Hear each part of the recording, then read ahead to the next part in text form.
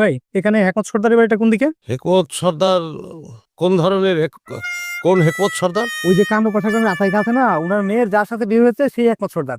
ও, তো না সেই হেকমত সর্দারকে কি আপনার কি দরকার, মানে কি পরিচয়, কি সম্পর্ক?